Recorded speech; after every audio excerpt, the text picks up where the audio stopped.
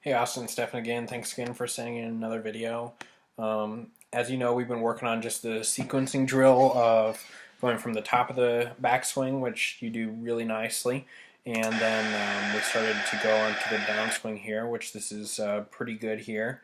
Some of the notes that you wrote, you commented on what I think you mean is at this position here, you feel like you're going to hit it fat or heavy, and I know this is going to sound kind of weird, but I actually think that's a good feeling. I actually want you to feel that way. Um, Again, just kind of go over this. You're going to feel like you have a lot of weight forward, kind of like the right knee in your case. It's flexed over your ankle, very heavy. And then again, like the right shoulder feeling lower here as the hands come down. You're doing it very nicely in this particular video, so doing a really good job. And yes, you should definitely hit it fat if you don't kick in the extension pieces that we've been talking about. So if you don't straighten the legs fast enough, if the belt buckle doesn't rise fast enough through the ball, you should absolutely hit behind the golf ball. So if you're having that sensation, I think that's probably a good thing actually, although that's probably not what you expected to hear.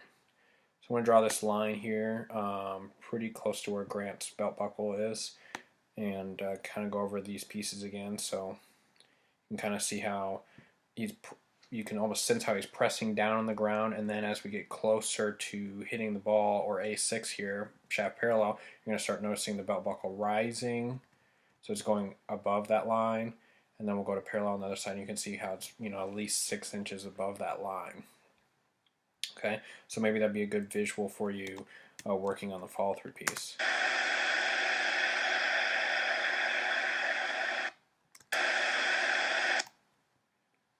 When you're working on this, I know earlier I told you you need to go a little bit slower, but I know that you've had some reps in, so I think you could probably not hold this position quite as long now, and then also not re-grip the club so many times, because obviously at some point we've got to start blending this in with the actual swing.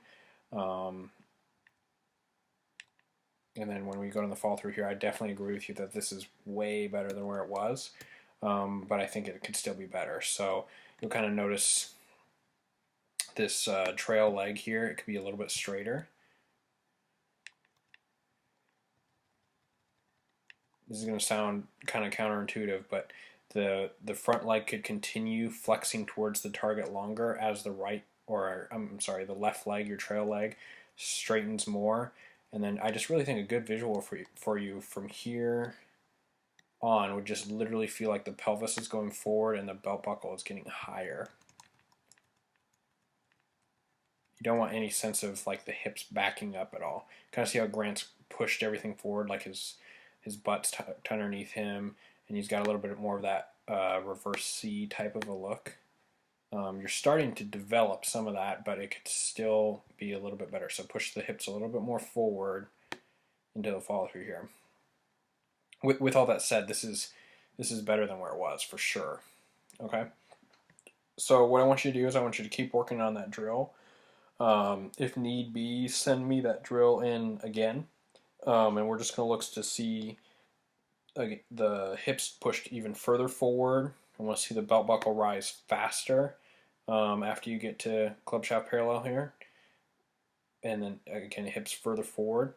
So send me in one of those drills, and then send me in an actual swing where you hit the ball full swing, where you're starting to blend in all the pieces. If you need to do that swing really slow, that's totally fine. Real quick, also in the note section, you mentioned that you're hitting the ball a little bit low. If you don't kick in the extension pieces fast enough, so like the legs straightening, it's almost feeling like you're jumping off of the ground. If you don't do that fast enough, yeah, I do expect you to hit it a little bit lower.